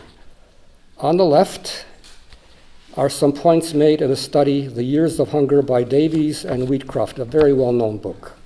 On the right, by Stanislav Koczycki, Ukraine's pioneer and prolific historian of the famine Holodomor. In the Davies-Wheatcroft excerpts, the authors emphasize that Ukraine lagged in meeting the quota assigned by Soviet authorities, that the amount that that the amount that still was not gathered in Ukraine was small, that the Soviet state desperately needed the grain, that getting it from Ukraine was crucial, and that the Kremlin therefore sent Molotov to the Ukrainian capital to basically rally the troops. We can conclude from this, of course, that the authors meant to justify the Kremlin pressuring the Ukrainian authorities to part with more grain because the Soviet state was in desperate straits. Missing here, of course, is any mention of the desperate plight of millions of Ukrainians who were already short of food, malnourished, and starving. The famine, as you know, began in November, December of 1931 already. And Molotov was sent to Ukraine at the very beginning of the famine. Koczycki's views on Molotov's assignment are a bit different. He concludes that Molotov was sent to Kharkiv to take direct control of grain collections in Ukraine. In essence, Koczycki writes, he led an extraordinary grain commission. Here, for the first time, and in Ukraine particularly, the Kremlin used the method of direct management of grain procurements. Molotov's mission thus presaged the extraordinary grain commission sent in the late fall, for those of you who know about the more details about the Holodomor. Referring to Mikhaenko's telegram, Koczycki highlights that plenipotentiaries who headed grain collection efforts in the locales were assigned specific quantities to collect, and that these quantities were then to be apportioned among the collective farms. Those farms not meeting the assigned quota were to have their seed grain confiscated. Grain found on such, and I use found in quotation marks, on such collective farms was to be considered stolen or squandered, and thus subject to confiscation. In Koczycki's view, Ukraine became a testing ground for more severe methods of collecting grain, which included the confiscation of seed grain.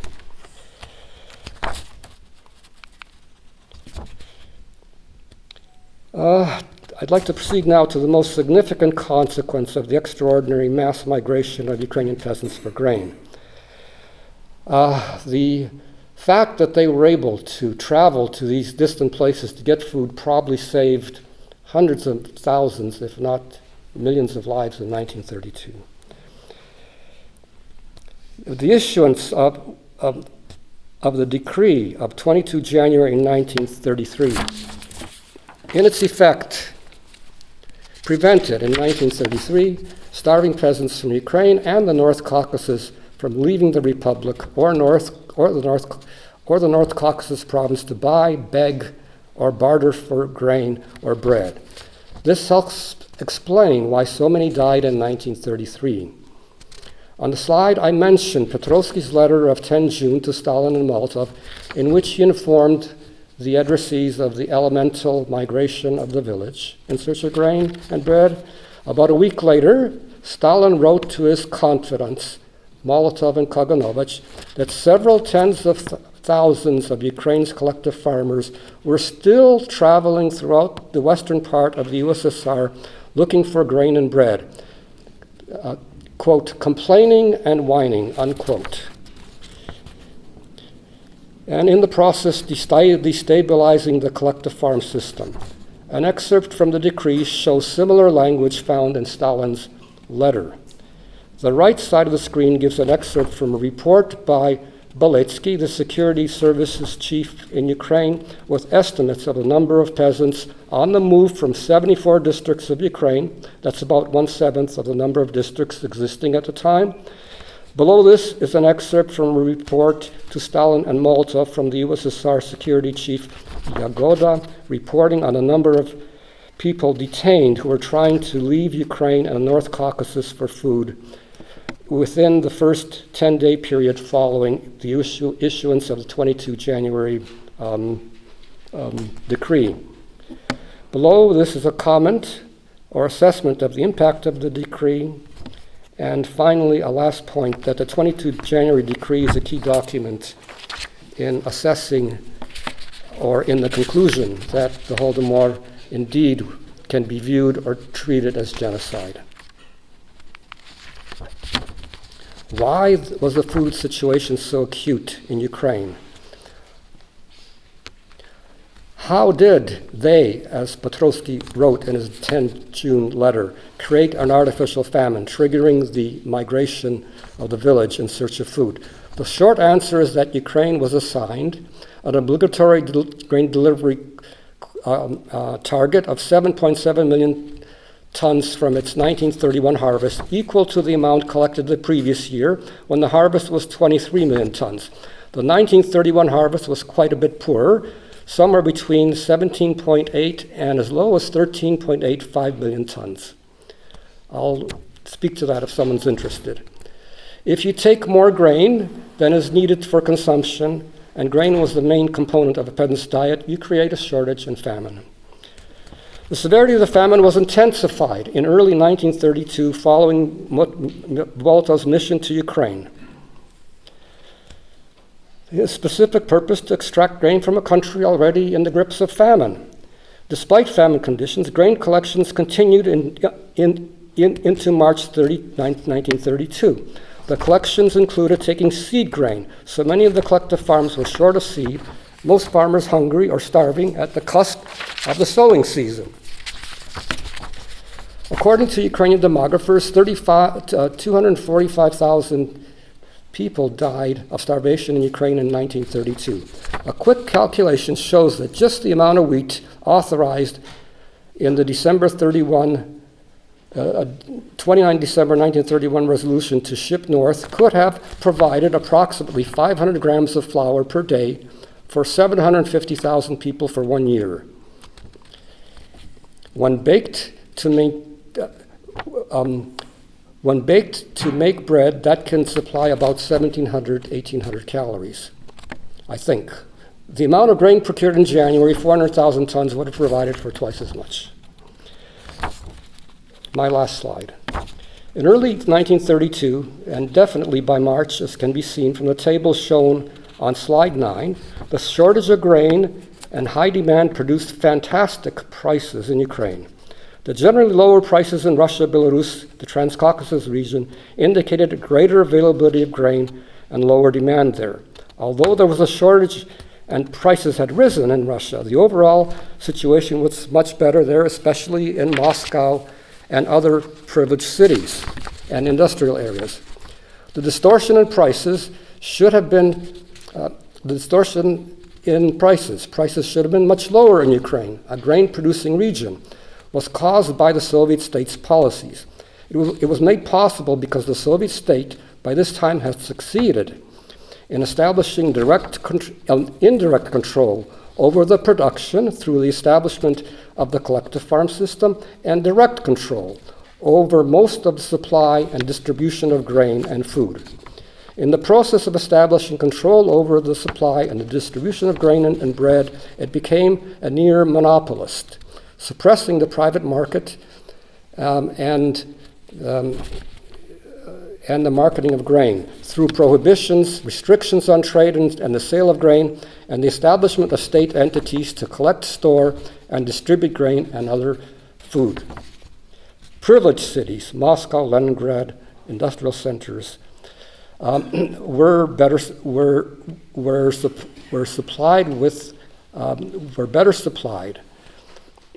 There were political reasons for this, which I can get into if people are interested. The prices in Ukraine were so high that so-called bagmen were making purchases in localities where bread and grain was available and less expensive, and transporting it for resale to the localities starved for food. And in April 1933, Soviet Security Services report noted the black market trade and estimated that about 278 tons of grain was taken out of Moscow's train stations daily. The trade in grain was also noted by British national Freda Utley, who wrote, The train guards, conductors, and attendants were all speculators. They were buying food in Moscow, always better provided than other cities, and selling it at fantastic prices down in the stricken southern land. The reverse flow of grain by train also took place by cart, steamboat, and even by post, noted by Eugene Lyons in his assignment in Utopia. Finally, as the last point, I think because of Malta's mission, we can conclude that Ukraine was indeed treated at least somewhat differently than other regions or republics of the USSR during the early stage of the famine. Thank you.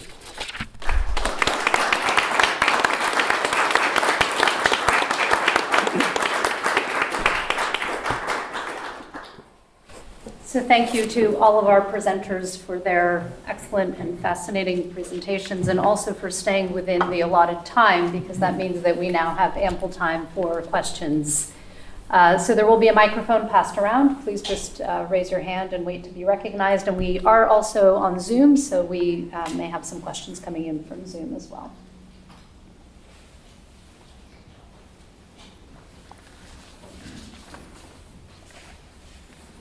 Hi, my name is Mike Herson. I want to thank you all for this great presentation. I have a rather parochial question for all of the panel. I'm wondering what the role was in all of this of the 25,000ers. I'm sure you know who I'm talking about when I make that statement, 25,000ers. The reason I ask this is I actually knew a lady many years ago whose father was one of them, and she was very proud of that participation by her father, which I think, frankly, was an admission of a horrible crime. But I want to hear from you what you think their role was in all of this horrific crime. Need some mic, right? Thank you very much for this question. I spoke with a person who she's still alive, she lives in Moscow, who was the daughter of the first party secretary in Kharkiv. And we extensively discussed many topics, including this particular, what you asked. And her personal recollection was that first she stated that her father was very fond of those people who were sent actually to enforce the law.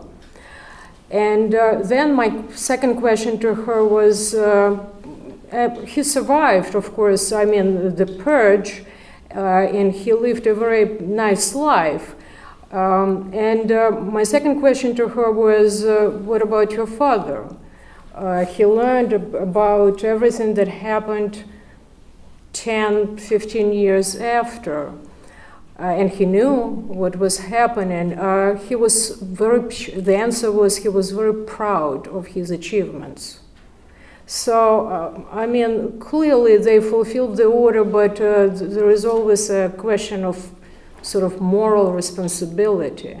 They had some kind of options, and some of them didn't want to be part of this effort. They died as a result of it, but many of them believed in the idea that Ukraine was filled with there were a lot of nationalists, and Ukraine had to be subdued. They hide the grain and so on and so forth, so we have to do something about it.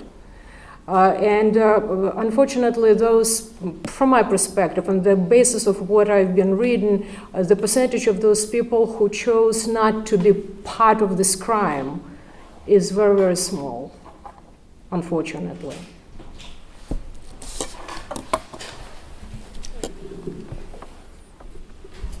I can add to Olga's comments that there were Not exactly 25,000. There were about 8,000 that were dispatched from the urban centers, mostly from Russia. Enthusiasts, Komsomol members, party members, all of them became leaders, the chairs of village councils. So here you can see definitely the attempt to control Ukraine colonization. And a few thousand of them were dispatched to the North Caucasus. That was probably 1930, 1931, the period of kind of gathering the lands and depriving of Ukrainian farmers of their land and property, and sort of instilling the Soviet law and order. And I believe a more kind of personal and first-hand account is probably someone who will speak to this perpetrator motivation is a speaker on the next panel, Dr. Darya Mattingly, who actually interviewed Anna, or one of the descendants or relatives who still lives in Moscow, and that is based on Vasily Grossman's Всё Everything Flows. So the whole narrative of perpetrators and why and how. That whole story reveals actually the methods of propaganda and how pervasive the propaganda was to mobilize these people to go to Ukraine and commit these crimes and never feel responsible or never held accountable for committing the crime and denying it 90 years on. Okay. My question concerns the division between town and country. To all three of you, if you could comment, how would you respond to historians who would claim that the famine, to a large degree, was a continuation of the war on the peasantry from collectivization and on? How did the Ukrainian cities, especially, figure during the famine in comparison, for instance, to Russian cities? You mentioned several times Bohdan, the large cities in the Russian Federation, Leningrad, Moscow. How the Kiev, Kharkiv, and other cities survived, endured the famine during this time?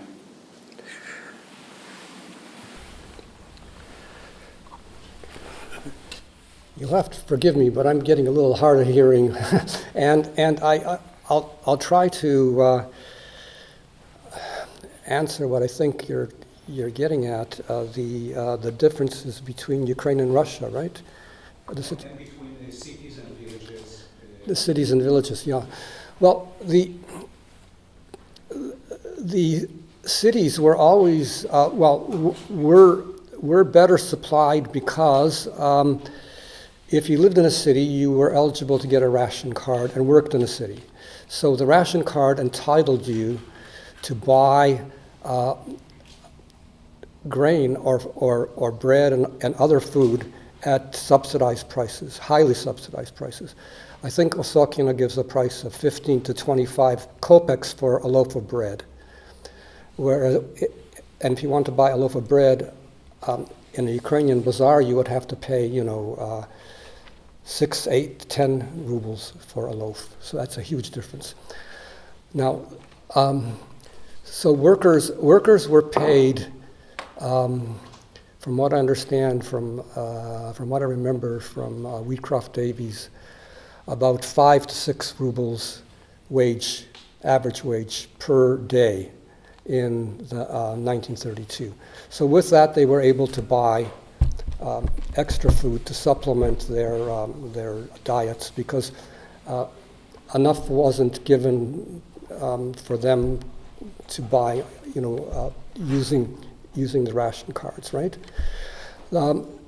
Also, industrial enterprises had cafeterias where workers could get a meal, and enterprises. So this was all included.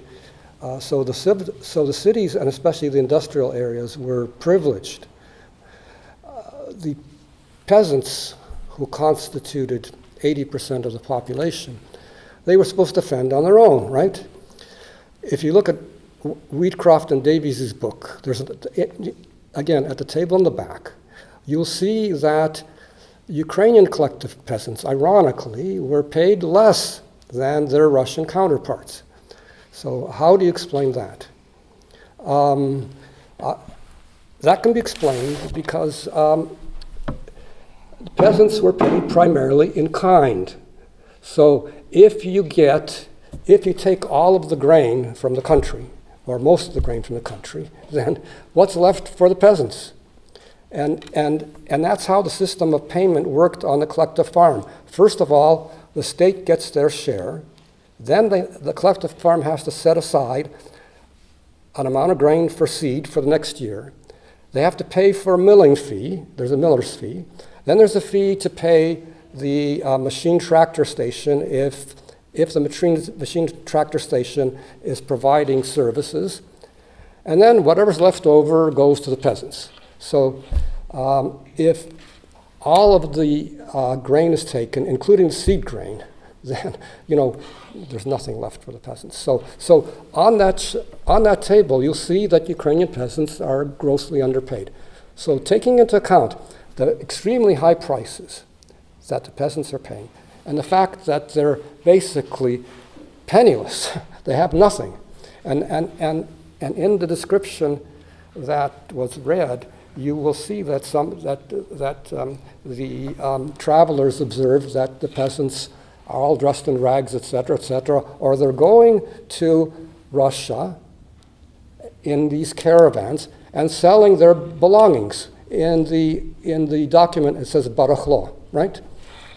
I take it as their household goods. So the reason that Ukraine is in such dire straits is because it's the milking cow, right? It's the milking cow, and so that's one reason. And Ukraine was expected to deliver, and I saw an article written in 1928 where the writer writes, and this is in Bishvek Ukraina, it's a official journal, that 50% of what Ukraine produced went to other republics of the Soviet Union. 40% remained in Ukraine, and 10% went for export. That's in 1928. In 1930, 31, the export figures go way up, right? Most of the exports come from where? From the south, from Ukraine and from the North Caucasus. So Ukraine is being just milked dry. So that explains, I think, to a large degree why things are so severe in Ukraine. You can call it colonialism. I think it deserves to be called that, but that's an opinion, and more work needs to be done to really nail that down. I think that a strong case can be made for that. So it's colonialism to the point of starvation. And I would like to add that collectivization in Ukraine was completed in 1 year. It started in 1929, so 1930, that's the highest level of pricings that we saw, and that's the reason why the famine started in 1931, the first signs. So it was completed faster than in the Russian Republic because Ukraine was allegedly the model for the model kind of fortress. But I would like also to address the issue of the privileges. So in 1930, and it lasted from the time that the Bolsheviks came to power, starting with the complaint by Dzerzhinsky to Lenin that, hey, we're losing cadres because you need to provide them with some paiki, you need some remuneration. So nomenclatura had to be taken care of. All the industrial enterprises and cities, industrial production sites, they were at the top of the food pyramid in the Soviet hierarchy of food distribution. And then the third were the workers and their families, their dependents. Then below that, there were teachers who were provided better in the urban centers. Teachers in the rural centers really suffered because in 1932, even paiki, everything was discontinued. So essentially schools in rural areas were completely left without any means of either procuring food or surviving. And at the bottom of this food pyramid were, of course, the prisoners of the GPU camps. So teachers were kind of on the very bottom of these food pyramids. So food was a weapon, essentially, of coercion and forcing people to comply with the policies of the regime. Okay, I can add one. I'd like to add just one more thing about this 1933 January decree. Now, there are a number of reasons why I think the leadership issued that decree.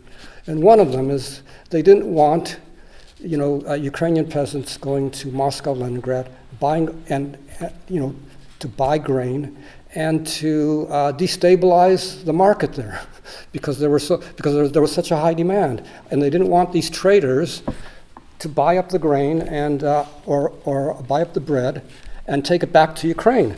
And the British ambassador in Moscow wrote to his superior, the foreign minister, that back in March 1932, the peasants and others have taken to coming to the more plentifully supplied industrial areas to buy back some of their own grain. And it is this that the control system is designed to prevent, lest the industrial areas should be denuded and the urban workers, the proletariat par excellence, should go short. So if the proletariat is dissatisfied, then there's a possibility of revolts or strikes or all kinds of problems, and that's the basis support for the Bolsheviks, the cities. Let me add also, I don't know if I can lift it. Amir, I remember you studied your question with other historians, and how would we respond to those people or researchers who argue that Ukraine was not special. It was just an all-union phenomenon, right? And that's basically the essence of your question. How was it different?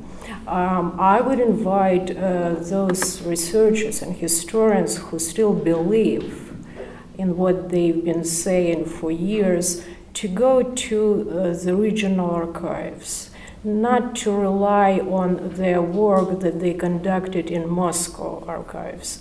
And if, for instance, they would work in the Kharkiv State Archive, they would encounter those documents that actually which contain, if you will, memoirs or statements of those people who worked in Kharkiv as industrial workers, factory workers, etc., etc. And they suggested that, despite something that Bohdan mentioned, despite the fact that we had some rations and so on, our families were starving, so we embarked on those trips from Kharkiv to Belgorod, which we might know, all of us, that Belgorod, because of the war, current war, is not so far from Kharkiv. 60, 70 kilometers or something like this. So they write in these documents, the answers are just absolutely fascinating. They said, as soon as we crossed the border, blossoming gardens, beautiful stores where we can enter them and buy just right about anything if we had money. So, but we were constrained in this particular respect also. But the difference was absolutely striking. So that's the recollections of those people who tried to go and get some extra food from Russia, the Russian Federation back then. It's just amazing. But this is just just one aspect that I wanted to stress. Those historians have to go to work in the regional archives. Now, God knows what happened to our archives and where all these documents are. I'm just wondering what happened with the Kharkiv archive, where I spent a great deal of time. Where are these documents? Where are they hiding? Are they in the same building which might be bombed? So this is another one. Thank you.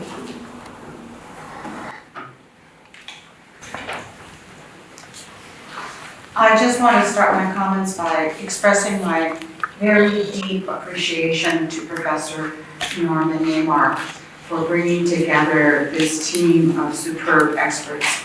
I'm really appreciative of the opportunity to learn from you all. I'm interested in your opinion on the thesis in the book Imperial Knowledge by Ava Thompson. As I understand it, which is incomplete, I'm hoping you will complete it, and her thesis is that even at the time that the West was divesting its self-image from being imperial states and having colonies, the Tsarist Russia, the Soviet Russia, and one might say Putin's Russia, held on to an idea of imperialism and its right to, quote, a sphere of influence. It seems like the West has passively accepted the Russian exception to the divestiture of colonies by itself. May I have your reaction to that thesis? Thank you.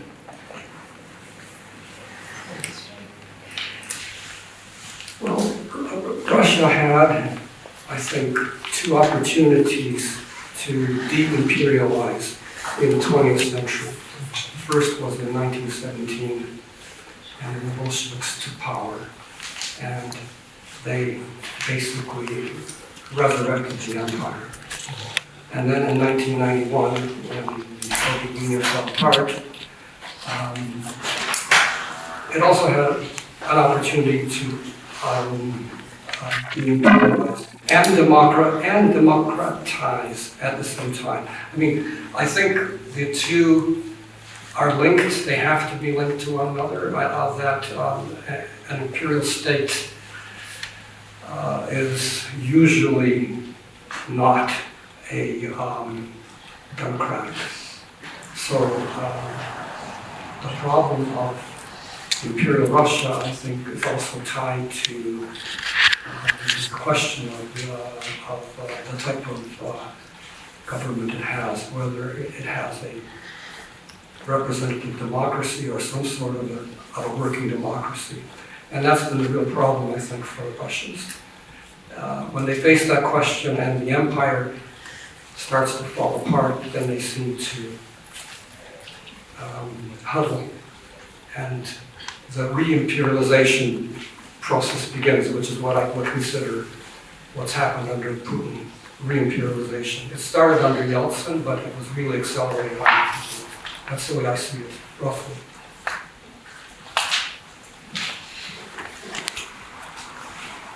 I think in historical perspective, at the end of the First World War, when the Austrian Empire collapsed, new states emerged, independent states, right? Czechoslovakia, whatnot. So Slavs who were kind of under the Habsburgs were able to attain independence, but somehow this didn't apply to Ukrainians who were also fighting for independence very desperately, trying to appeal to the Big Four with a map of the Ukrainian historic settlements, trying to secure support for Ukraine's independence. They didn't materialize, and they didn't materialize because in the Woodrow Wilson's administration, the Russian advisors prevailed in convincing him that the West should keep Russia one and indivisible, единая неделимая Россия. And so that approach later in 1921-22, during the famine in the Volga region, which was the second largest region, the famine occurred in Ukraine, but the aid was not provided to Ukraine because there was still the national liberation struggle, anti-Soviet uprisings going on. So the aid was directed toward the Volga region. And some of the grain was diverted from Ukraine as well to save the hungry in the Volga region. And there is an exhibit at Stanford here on this topic. But what is not mentioned sometimes is that the aid that the United States provided through the Hoover Commission, it kept Bolsheviks in power.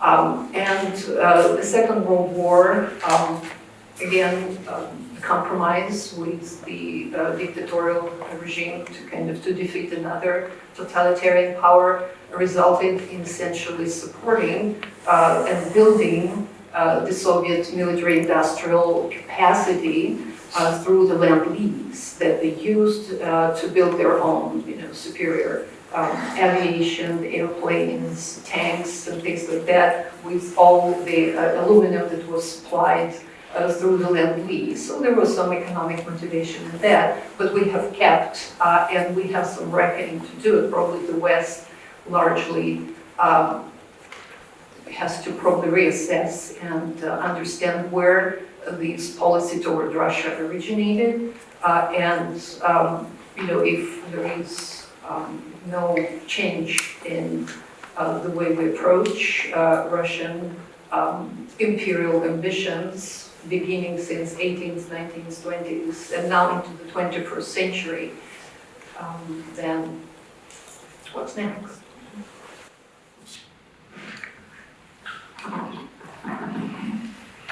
Just very grateful that you mentioned this book by Thompson, because by association we have to think about the notions such as cultural imperialism. Because as far as I remember, and I read this book a long time ago, she was writing about Russian literature, the works, right, by Russian writers. And amazingly so, it's very difficult, even for me, because I was interested in this topic always. For me, even today, it's very challenging to find a work published by a Russian writer, beginning from the 19th century, way into the 20th century, in which there wouldn't be any imperial sort of sentiment expressed. Just a few works, a few writers that we can claim those people who were not imperцы, if you understand the term in Russian. So her work is significant in this respect. She illuminated the point that unfortunately culture, Russian culture nurtured, sadly, to admit it, nurtured a lot of people who became, the military, politicians, nurtured this particular sentiment in them. And it's very difficult this sentiment is absolutely impossible to eradicate, because it has been for quite some time. So, I mean, and by the way, who else continued this particular topic, which is very important, because out of this topic, another important thing emerges, another important question emerges. Who supports Putin? A lot of people in Russia, unfortunately. The level of support is quite substantial. Why? Not only because of propaganda. Also, Russian propaganda is very powerful. But we shouldn't forget about Russian culture, unfortunately, that cultivated this particular sentiment in many, many Russians, ordinary Russian citizens, and I'm very sorry for them. And another person who I would like to mention today is Miroslav Shkandry. He is the person who wrote a beautiful book, sort of embracing this very same topic that Thompson raised. I mean, question about Russian cultural imperialism. He wrote and examined, explored Russian literary work. And his analysis is beautiful, deep, comprehensive, and I'm inviting you to read these two books by Thompson and Miroslav Shkandry. I think the title is Russia and Ukraine, if I'm not mistaken, and there is the second title, a beautiful analysis. And this is another problem that we all have to think about, because without support, probably from below in the Russian Federation, without this sentiment, without this cultural sort of foundation, maybe nothing would happen. Something what we observe today. Thank you. We have time for one more question. Okay, I'm going to try to sneak in too, if I can. Thank you all for a fascinating panel. And my questions are actually for Professor Bertelsen. I really appreciated your research and your talk, and am moved and very interested in this problem of what happened to Ukrainians as a population long term. And I'm wondering if you think that there is enough information and data to try to trace the effects both in terms of physical problems and emotional, psychological problems from the Holodomor. I imagine, given that it was the Soviet system and then also the trauma of World War II, I don't know how one does that, but I'm curious if you think that is possible. Are there people working on it? And then my second question, which is potentially smaller, I'm curious when you interviewed people and when and how people began to tell their really dark, traumatic stories. I mean, was there a rush to get these stories out after 1991, or was it more recent that you were able to find people to talk about the really horrendous choices they had to make? Thank you. Thank you very much. I'll start quickly with the last. No, it was years ago. I'm an old person. It was just years ago. It was 20 years ago when I began to interview those people, including my relatives. So, and they shared with me those details, if we identify them as details, after some time when they began to trust me or to like me. I don't know. But no, my experience tells me that people try to conceal the fact. It was impossible for them even to formulate those thoughts or to share this idea with me, actually the reality that they were killers. They killed for food. So no, it was not an easy task for them to share this with me, and it was not an easy task for me to listen to all of it. Another thing, a very good question, can we recreate some kind of, tests or experiments? It's impossible, probably. We have to... Those people, the majority of those people who experience the Holodomor, they're gone or slowly passing away. We have to rely on those accounts that we have, but we can at least identify the locations of those people who, most of them are in Ukraine, but now we don't know where they are. You know how many people from Ukraine had to leave. They probably will be scattered all over the world after this calamity, which complicates the task. But the only way how I see this research might develop, I might find those people who are children of the survivors and discuss those questions with them. The most difficult part is to talk probably about their medical condition or history or diagnosis that they don't want to share with me. So, but at the same time, there is another avenue, and I thought about this. We can trace the documents, for instance, in Kharkiv, which are still preserved. I hope they will be preserved at Kharkiv hospitals, and they contain some interesting medical information. So this is another avenue which I might undertake, but now everything is just kind of on hold because of this war. I haven't been in Ukraine for 2 years. Shame on me, I had to go, but I'm traveling there on the 16th. But I don't know how we can even, under the circumstances, conduct any research. Hopefully, this will be over soon, but I'm not very optimistic. Thank you. I don't know if I answered your question. So please join me in thanking our panelists.